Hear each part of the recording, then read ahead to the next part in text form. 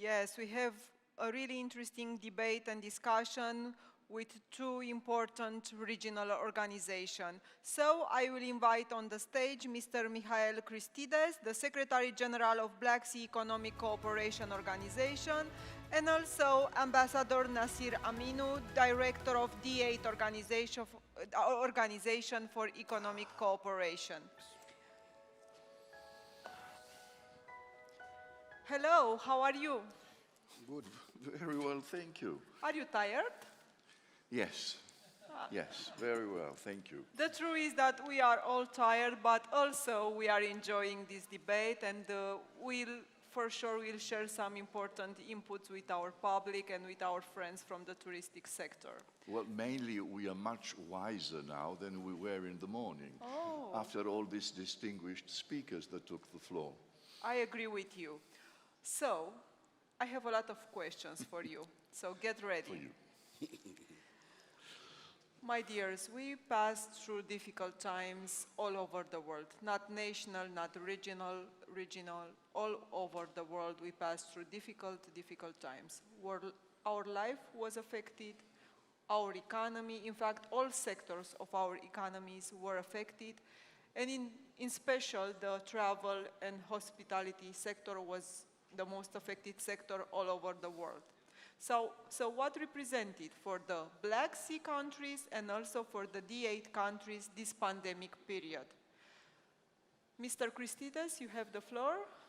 Well, first of all, let me thank the organizers for inviting me to this very, very important event.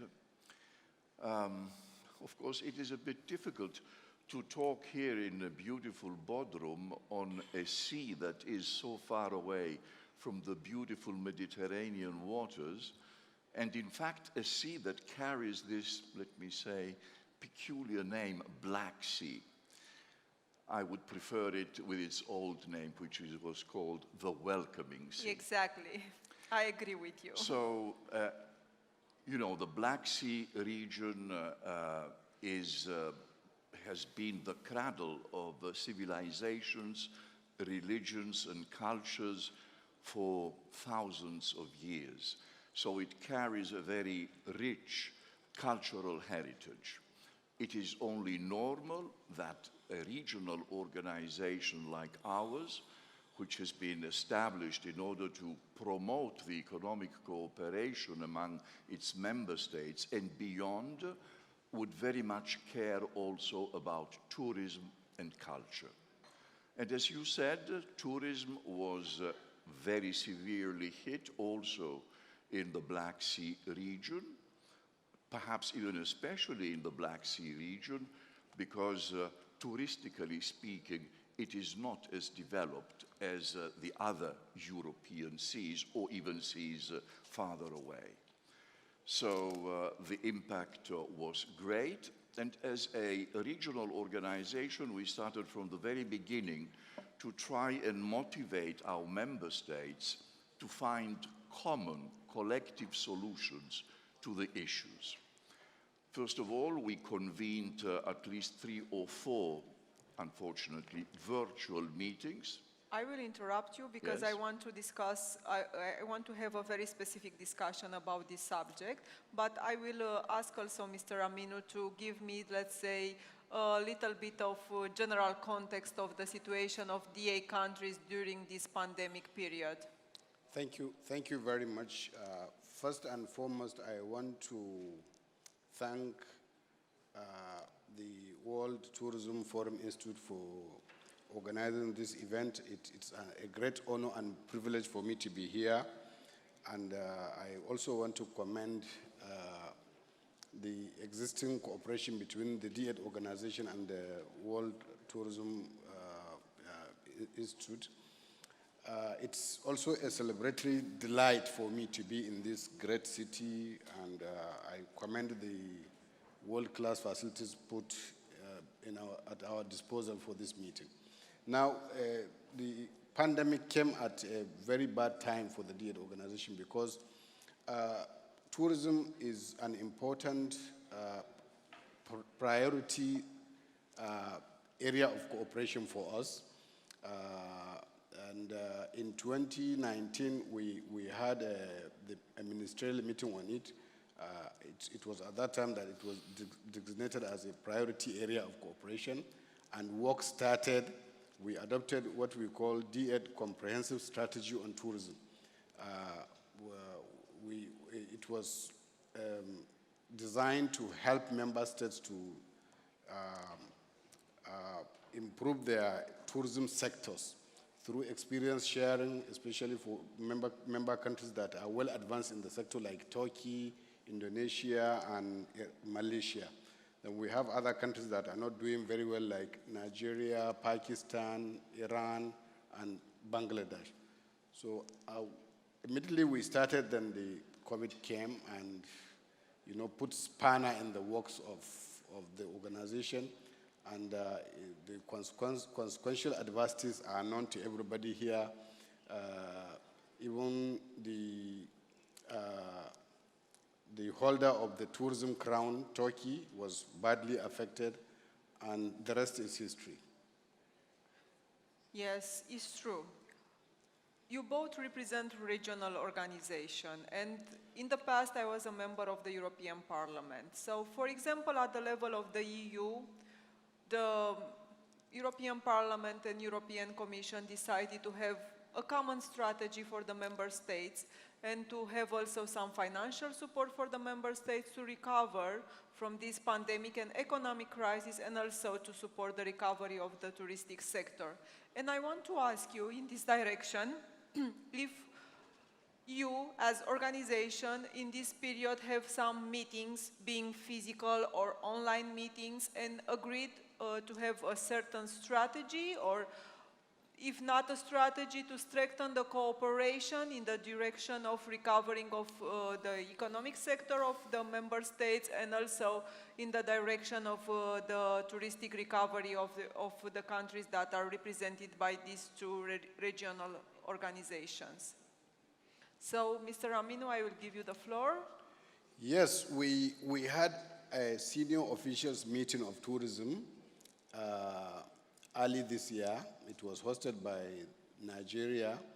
It was to take stock of, the last year, the event of last year, and to re-strategize and see how we go. So at the meeting, we invited the D-8 Health and Social Protection Program, and we agreed first and foremost to have a kind of a vaccine alliance among our members so that we can fast track the vaccination program.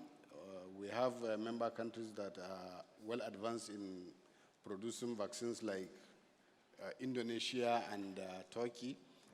It's one of the things we agreed. And we also agreed to host another meeting in Islamabad very soon to to pick up the pieces and see how we get back on track regarding the strategic tourism strategy, implementation of the strategic tourism strategy. We also agreed to relax visa requirements for our member countries in order to facilitate intra-D8 tourism, because we have a lot of potential. But I just want to point out that D8 is not a prototype regional organization. We are transcontinental. Exactly, Yes, it's true. we are spread into, we are across continental divides. Exactly. Asia, It's Africa. even more challenging. Yes, so the contiguity is not there. We are not contiguous, so it's more challenging, and we are more into economic cooperation than regional integration. I think the meeting we are going to have, the senior officials and ministerial meeting in Islamabad, will help us to reposition the tourism sector of our national economies, and we look forward to having a double-digit growth in the next 10 years. And we want to reposition the sector, one, as a foreign exchange earner, two, as a employment, generation strategy, and 3, also to increase the GDP of our national economies and to promote world harmony, because tourism is a great enabler of global peace and harmony. And I think it's a huge opportunity for all the 8 countries to have a more powerful economy, because for sure it will bring more added value to the economy of every country. Mr. CHRISTIDES, you are also representing a challenging organization, because you also have member states which are member of the European Union that already have a strategy and a vision regarding the economic recovery and also the touristic recovery. So how you mix and integrate, let's say, the EU strategy with, let's say, the regional strategy for developing tourism in the area? Let me respond to your previous question first and underline indeed the difference between us and the D-8 organization, because our member states have a geographic continuity, which is not the case with D-8. It is the case with the European Union, but there we have another huge difference, which is they have much more funds at their disposal, which we do not have. And of course, we heard it from the horse's mouth. I think it was Mr. Holloway talking to Mrs. Isaacs, who said that the performance of the European Union during the first months was, to say the least, very disappointing, with all the restrictions and the closures of borders and everybody going alone. So us, without the funds, because money makes the world go round, we are perhaps a bit later than the EU in finding a common denominator. But we are close. We are working on the so-called BSEC COVID protocols, which are a set of measures, safety measures, health measures, security measures, which can be endorsed and accepted by all our member states or by the interested member states in order to recover initially flows of tourism among our member states. But of course, as Taleb Rifai said in the morning, tourism will begin locally and regionally. And being a regional organization, I'm very open. We should have done more. We should have done more, because you might create a touristic paradise in your country, but if you find touristic hell just in the neighboring country, all this would be an exercise in futility. So we expect our member countries to show a greater sense of ownership and a greater trust in this vehicle of regional cooperation, which can achieve a lot. For instance, we have a new page, a new web page, where our member states have uploaded all the necessary information concerning possible visits to them. So whoever is interested or could be interested in visiting one of our 13 member states can find already today the necessary information. And we're also discussing on a very interesting other project, which is a contest among startups in all our member states which have new and innovative solutions for the problems that we are obliged to address today. So we are doing a lot. We could do better. After all, the room for improvement, as they say, is the biggest room of all. Yeah. Yes, we let the room and all the doors open for improvement, but it's important that we have a beginning in this direction. So we speak, yes, it's very important, the local and national tourism, but we are speaking about regional tourism right now. And because you are representing two regional and more than regional, intercontinental organization, for having tourism in these countries, we have to eliminate the travel restrictions. So we have to encourage more the freedom of movement. I will make again the parallel with the European Union, where we have the Green Digital Certificate. Hopefully we will have this certificate starting with 1st of July. Do you think to have a similar certificate for the Black Sea region and also for the D-8 countries?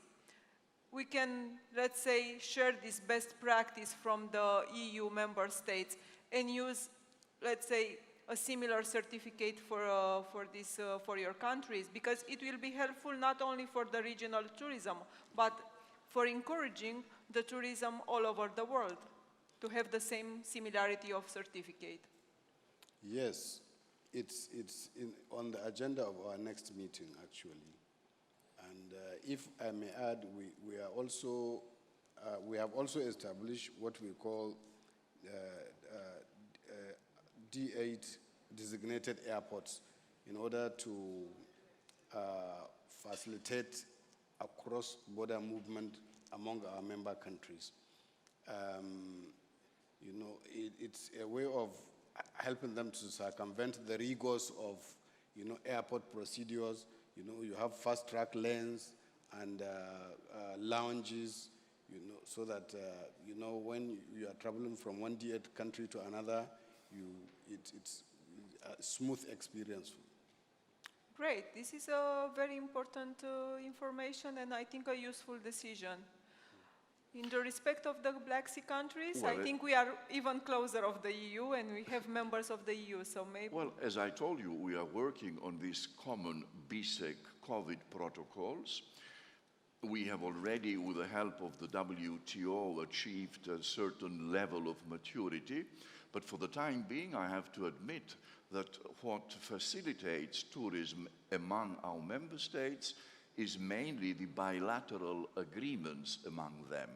And there I think that this is really a pity because, for instance, BSEC member states are some very, very important states in the sector of tourism. I mean, consider Russia, Turkey, the Ukraine, Greece, Bulgaria.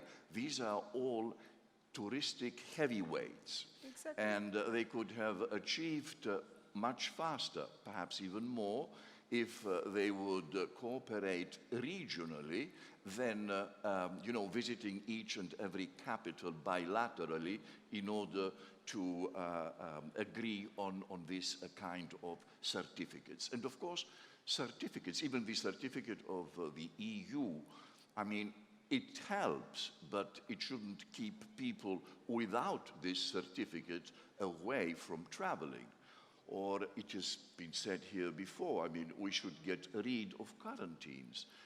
Why should somebody who comes back from Turkey go into quarantine when he returns back to his home country? Especially now that the vaccination is proceeding, at least in our, let's say, continent or geographic latitudes. So there are many things to be done, and they can only be done, as Taleb Rifai said, by coordinating and cooperating. I think that this is the key. Yes, I agree with you, and I salute Mr. Taleb Rifai, a great friend of everybody here, and a very inspirational person. We all have something to learn from you, Mr. Taleb Rifai. So, yes, please. So, very concrete, 3 solutions, 3 recommendations for the recovery of tourism in the D8 countries. One is fast-tracking the vaccine program, so because that's the way out of the pandemic, and reducing the case count and mortality rate. Secondly, working together. You know, we have a lot to learn from one another, and we stand to benefit more from working together. Then the third one is what you spoke about now, the certification. If we can have certification, I think it will facilitate movement across national frontiers among our member countries. Yes, I agree with you. Mr. Ambassador? Well, 3 words, 3 ways. Cooperation, cooperation, cooperation. I believe that this is the key, but let me just add one aspect which I believe is important. The COVID has brought huge problems, but as it has been said here before, it is also a huge opportunity. Why? Because it brought all the issues and the challenges we thought we would be confronting 10 years back. We have to address them today. And I believe that one of the issues that we should address is this factor of competition. The dimension of competition is inherent in tourism. States are looking to the numbers, unfortunately, and not always to the quality, but to the quantity. And they are always comparing their numbers with the numbers of the others and measuring their success by these numbers. So I hope that COVID will, let me say, magically make disappear this element of competition, and that states will cooperate more, because this is, I mean, we all have the same aim and objective. It is to leave this world in a sustainable manner so that it can be enjoyed to the full extent by the generations that come next. And we cannot do so if, and let me touch upon an issue that has not been touched upon until now, perhaps it will sound as a blasphemy to talk about too much tourism during the COVID crisis. But we have to talk about that also. Last week in Venice, the population went out on its boats to keep the behemoth cruise ships away from the lagoon. And I'm sure that when COVID slowly subsides, we will have the same, let me say, activity also in places that took place before, like Barcelona or Ibiza or Santorini. So we have to be very, very careful with over-tourism, because eventually, and this COVID is underlining it, a visitor is going to a place not just to lie on a beautiful beach under the sun, but to live with the locals, to follow their traditions, to eat their food. And too much tourism will, will disappear all these local habits, traditions, food, gastronomy. Why? Because all locals will be so much involved in helping the numerous tourists that they will be forgetting what they were doing. So this is also an issue that I would like to underline, because it affects some of our member states. Yes, I agree, and I think we have to reflect on this and to find some solutions. I will tell you sincerely, with my experience in European tourism, but also with my experience as a simple tourist. For me, a wonderful holiday represents a mix between having all the kind of experience: nature, gastronomy, tradition, culture, entertainment, Yes. having very quality services, and now, because we are facing this situation, to have the guarantee of safety and security condition for every tourist. How we make that this mix of three elements assure a wonderful holiday for the tourists that are coming and traveling in the D-8 countries? Mr. Aminu? Yes, compartmentalization of tourism is a fact now.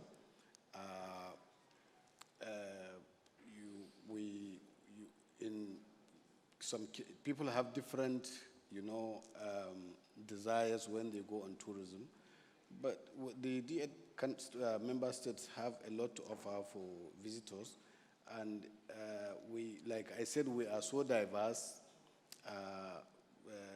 The experiences vary from one country to another, and whatever it is that a tourist is looking for,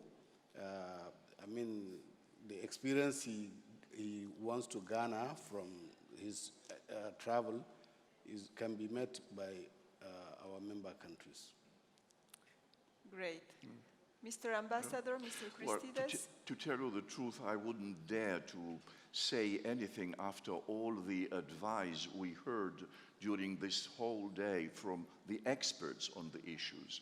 Let us follow their advice, and this is exactly also the importance of this event, for which I wish to thank again the organizers for inviting me to, because I hope I will be able to take away and transmit also to the next, the forthcoming meetings of our member states, all these ideas and all these, let me say, conclusions, if we wish to have tourism regain its, let me say, role as the backbone of the economy of many of our member states, but also as a very, very genuine mechanism of confidence building.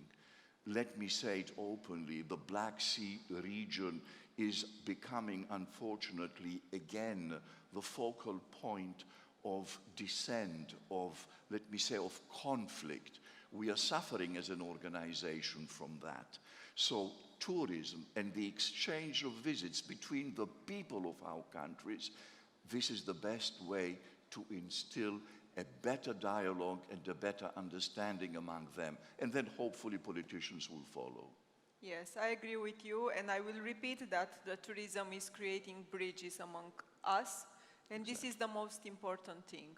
Now, as closing remarks, I just want to ask you to have some final words, maybe some inspirational words, regarding the recovery of tourism and the development of tourism all over the world. Because, in fact, this is an international conference, and our aim is to have a more powerful tourism all over the world that will help and will bring added value to the economies or to the economies of our countries.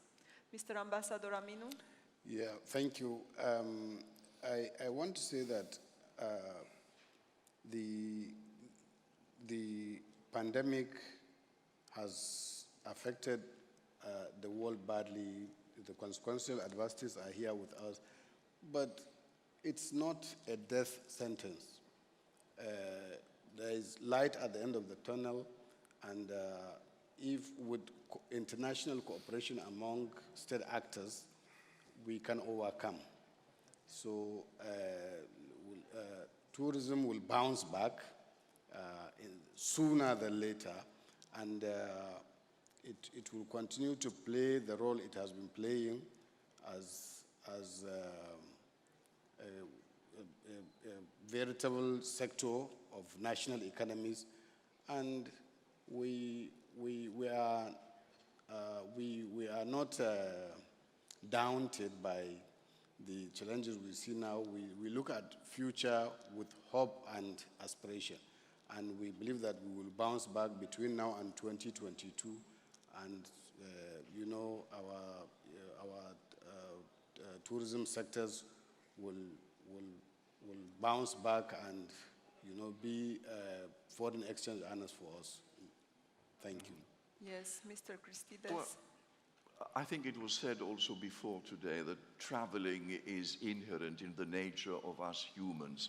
We have been traveling from, you know, age in memoriam. So we will be wanting to travel. We have the hunger to travel even after COVID. The only thing I would like to say is that let us travel, let us meet other people, let us live in other places in a way that will preserve our planet as we know it, as we knew it, for the next generation. And tourism is not only economy, it is people. And I think you said that also, Taleb. Hello, Mr. Yes, Taleb. tourism is people, and it should remain for people, and it should be run by people. Thank you. I agree with you. So, yes, there is light at the end of the tunnel, and I think tourism brings light to our life, brings sun, brings joy to our life, to the life of every citizen and every person in this world.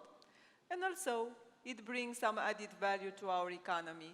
So this is the mix, and I think we have a common objective to make our life beautiful, to create bridges between us, and to have stronger economy. I was your host for this panel, Claudia Zapardel, and I'm so happy to share this stage with you. Thank you so much. Thank All you. the best, and thank you to the organizers. Thank you.